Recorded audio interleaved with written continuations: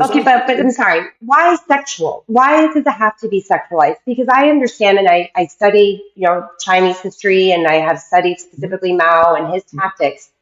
And I saw, and if people saw another great video, a film to watch is The Great Awakening. Mhm. And Nikki Willis does an incredible job analogizing what's happening in the United States right now with what happened in China.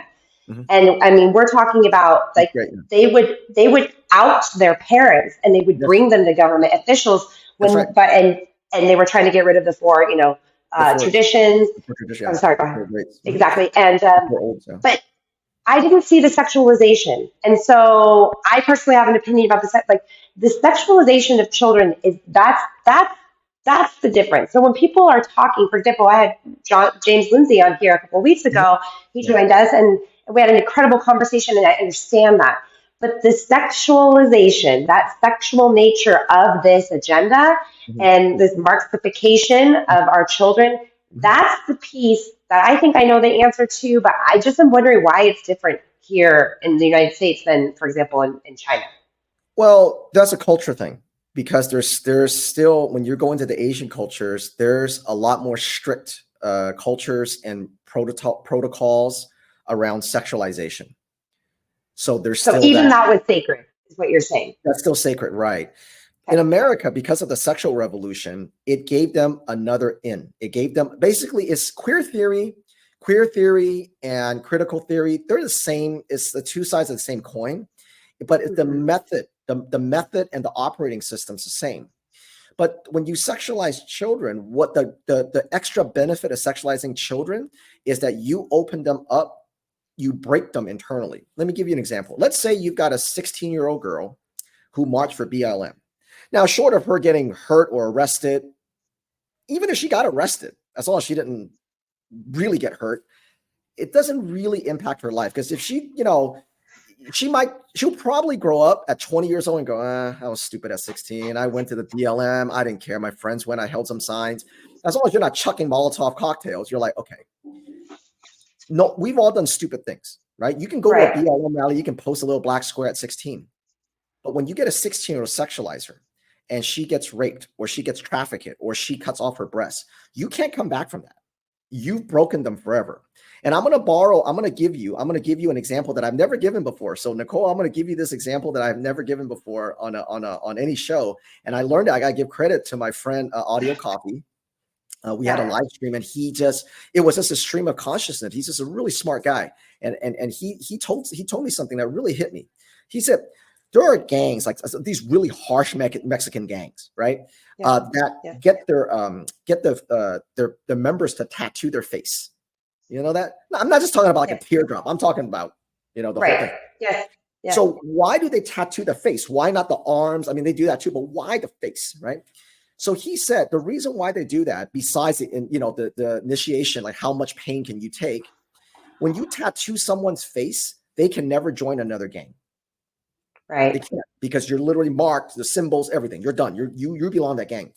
So when you sexualize a child, okay, and you separate them from their families, or you make them so dumb, you called out earlier, why do you make them just you can't read, can't write? Like in Baltimore, 40% of schools in Baltimore have exactly 0% of children that are math proficient. This is a mostly black Wow. student body. 40% in Baltimore, but they know how to march. They know all about BLM. They know about all that kind of stuff.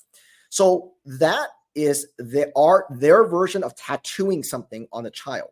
If you get them to mutilate themselves, if you get them so dumb they can't do anything, this is what the gangs do. Look at your face. If the person wants to leave a gang, they go, look at your face. What are you going to do? You're going to go get a You job? can't go. Who's going to And take you? especially for children, you are breaking that connection, that not intimacy, but for lack of a better word, A bond. A with your bond. parent, So like now the a child's bond. mutilated. So the trans Right. code's going to go, where are you going to go? Who's going to want you? Right. Which is the most Right. evil thing to say because now they can't go back to their family. You've already separated them. Right. When it comes to the destroying of their minds in terms of academics, and you tell them this country's racist. There's countries that's gonna keep you down. There's a glass ceiling. It's a white supremacy. Even if you go, I don't know. I'm 25 and I don't know. I think I want to do something else. I don't want to just be in this activism. And then they're going to go, where are you going to go? You can't read, you can't write. So what they're doing to kids is they're figuratively and sometimes literally tattooing them in a way where the child can't go anywhere except be that activist. So the question that you asked me earlier, why are they going after the kids? Simple. You have to separate the children from the family if you want to have a revolution, to create that revolution. And that's what Marxism is about. That's what critical race theory is about. It's about getting into the system and dismantling it. And let me just say, people always saying, we've been guilty of it too. We say the systems are going to be dismantled. We better fight. They're going to be. We got to stop saying that. They've been dismantled. Past tense. What we're watching is not the dismantling. What we're watching is the rebuilding. So the only question is, are we going to build parallel economies to crush them? Or are we going to run them out of our institutions and rebuild it the way it's supposed to be, which is based on the American Constitution and the American principles? Or we're going to let them build it in their own image? That's it. This is why when you look at United or you look at anything, name any industry, it's not dismantling. It's been dismantled. Now we're watching the rebuilding, but people are waking up thinking, oh, it's going to happen. It's happened already. Wow. It's just a rebuilding process. Well, I was not expecting you to say that. I was thinking that we were not there yet. It's fine that you did say that. We think that But I'll that's tell you the good news. reality. Let me tell you the good Go. news. Okay, Give I me don't want the to talk that on you. good Tell me good news. Here's the good news about when you dismantle the system. Okay. news. Up to this point, when we're thinking we still have time, or maybe it's just pockets, right? Maybe it's just a couple of bad school counselors. Maybe it's just a bad CEO. Maybe it's just one bad die office. Maybe one couple of bad diversity hires. But now we're realizing, that's not the case, right? Even, it could be 100-year-old baking company. It could be United Airlines. It could be a beer company. It could be anything that's 300-year-old. Harvard. It's all been dismantled. But here's the good news. Up to this point, there have been a lot of very brilliant people. The most brilliant people in the world don't get into politics. Why? Because they've got other things to do. This is why politicians mostly are so dumb. Because if you're talented, prove me wrong, right? If you're talented and you're smart and you're charismatic and you really know how to execute and get things done, not just talk. If you can get things done, you would get things done. You create, you innovate. You go to the private sector, you start businesses, you create jobs, right? Totally. Yeah. If you're not power hungry, right? You do that. That's what you do. Right. When you're brilliant. When you dismantle the system, you ready for the good news? When you dismantle the system under critical race theory, which is what it is, even though we call it DI and DEI and stuff, but at the end of the day, it's critical race theory, bring down system. When you do that, what you did was you kicked out all the brilliant people. Remember, we're not meritocracy anymore, right? It's about skin color, it's about sexuality. So you took the brilliant people and you kicked them out of everywhere. Medicine, law, architect, web design, tech, everybody, everywhere, art, you name it, right? Education, everything. So we have a great pool to pull from for our new society, our parallel society. Now, the people that on our side are fighting is the super team. We've got They're the best and the brightest. Grit, bright. They don't blame. You can't beat them. If they lose, they just get up the next day and they keep going because that's who they are. So now the other side that's dismantled the system, they filled it with the Claudine Gays or the Fannie Willis, these mental midgets and these morons. That's what they filled their side with because that's what diversity hires do. That's what that's what affirmative actions do. You take the lowest common denominator and you shove them into a system, you dismantle it, you kick out the brilliant people. So on I've met people there was no way in hell I would ever meet. Architects, scientists, brilliant biologists. Why would I talk to people like that? I wouldn't. But because they've been doxxed and they've been kicked out. I just had a call with a brilliant doctor who was canceled, who was kicked out of his hospital. Why would I be talking to that guy? That guy's brilliant. It's because he's going, what's going on? Why am I'm just saying a man can't get pregnant. And all of a sudden, I'm a bad guy. And so what you're doing, so when you dismantle the system, what you did was you inadvertently pushed all the really hardworking, brilliant people together. And now they're going, you know what? F this. We're going to fight.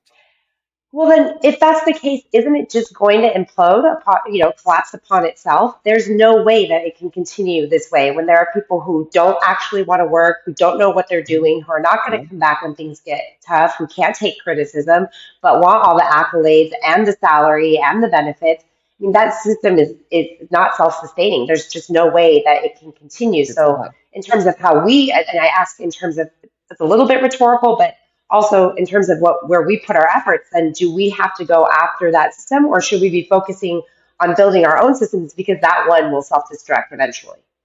I'm going to take a stat. I'm going to take the same page out of our opponents, both. See, and I say, I hate using, you know what? Let me say that I hate using the word conservative. I'm going to say it only because everyone knows what I'm talking about. And I never mean Republicans, right? This is why courage is a habit. You'll never see us mention Democrat, Republicans. We don't mention that. We don't mention religion.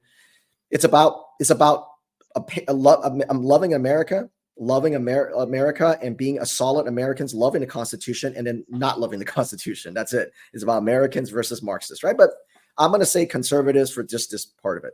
Conservatives always think in linear. They go, should we do this or this? Our opponents go, we do all. We do it all. Conservatives go, should I be on Facebook or should I do TikTok or should I just do flyers? Our opponents go, we do everything. And then conservatives go, hey, they're everywhere. Yeah. You know why they're everywhere? Why do you think they're everywhere? Because they think domination, and conservatives think, that's why I hate this word. Conservatives, just that word alone. If I had a bottle of water and I go, man, I'm out here in the sun all day, and I go, I better conserve this water. What am I saying? I'm gonna do as little as possible to this bottle of water.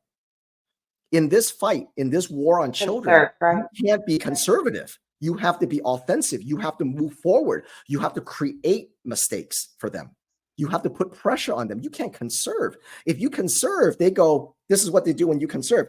I don't like this flag in the school. I don't like this rainbow sticker. It's just a sticker. Okay. I don't like this equity statement. It's just an equity statement. I don't like that big flag. It's just a big flag.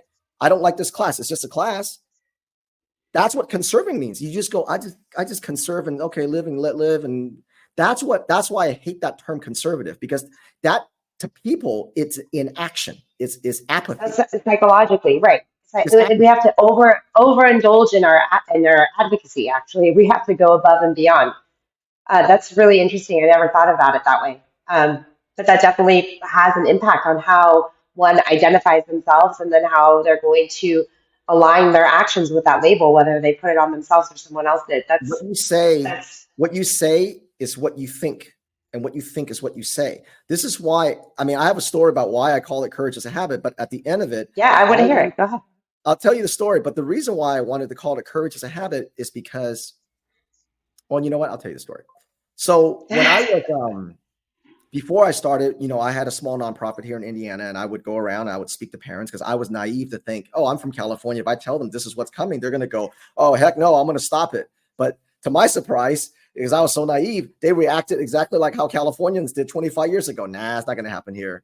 So I go to speak with parents, right? And then one night, I remember right before I got on, before they introduced me, and I'm a stranger in Indiana. I don't know anybody, right? I'm literally a stranger. And I had this epiphany going, this is weird. Why are people listening to me? Just because I'm from California, right? But so I started my speech that night, and I've been starting it ever since then.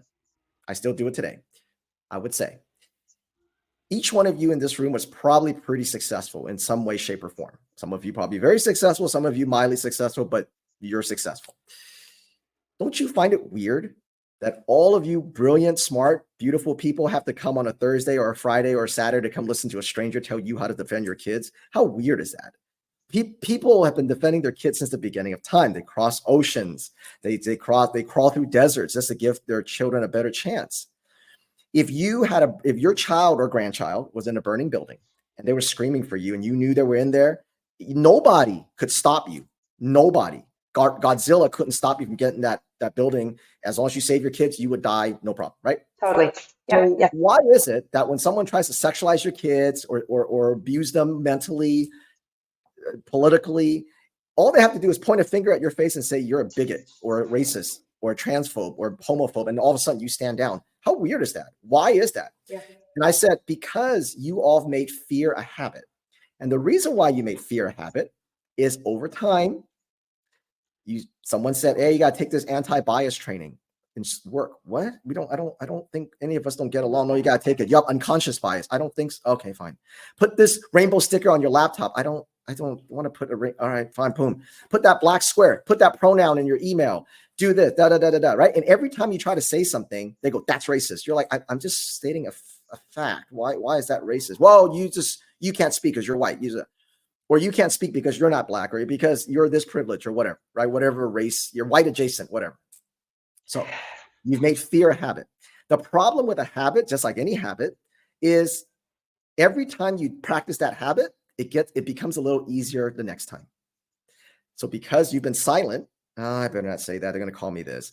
Over the years, it gets easier. You just don't say anything, right? You get easier to be silent. Now, when they come after your kids, your operating system has been rewritten for fear, and you don't know what to do. You know what to do. So I said, but the good news is you don't need someone like me. You need to remember that your God-given abilities and your responsibility is to protect your child. You are the first, best, and last line of defense. So courage is also a habit, but it works in reverse. Every time you want to say something, maybe on Facebook or Instagram, or maybe at a family get together, and you're like, oh, your heart's jumping out of your chest, and you don't say it, you have to say it. At that moment when your heart's jumping out of your chest, that's your trigger. You should say it at that moment. Because if you say it at that moment, it's going to be real uncomfortable. And someone's going to call you a racist, and it's going to suck. But the next time, you won't know it, but the next time it's going to get a little easier. You won't know it. But by the 8th, 10th, or 15th time, maybe 20th, I don't know you, maybe everyone is a little different, the mental makeup, you're not going to feel that anymore. And because you would have adopted courage as a habit. But that first 5 times sucks for everybody. But once you make that a habit, you'll never go back. I swear to God, I promise you, if you make courage as a habit, you will never go back. There will never be a day where you go, you know what, maybe I should go back and shut up. You're never going to say that again. You just have to go through that pain one time, okay? Or 5 times or whatever times. But you just got to go through that process one time. Once you speak up and you take that racist, blah, blah, blah, it doesn't matter anymore, you will never go back. So anyway, that's how I started the speech for the most part.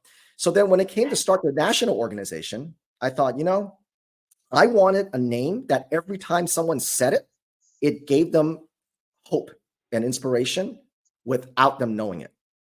So when you go, hey, you're talking to someone, you go, have you heard this organization, Courage is a Habit? They go, no. What's that website? Courage is a Habit, courageisahabit.org. Everything you say it, they say it back to you, and you say it, you guys just exchange inspiration without knowing it. And that's what I wanted the organization to do, that by itself, just naming the organization gave people that your brain, your subconscious hears it, and it starts to override that operating system of fear. Like you said earlier, people just were afraid to say, they know they should say something, but they're afraid. It's because that was their habit. And there are mouthy, arrogant people like you and me that don't have that. And so we just say it.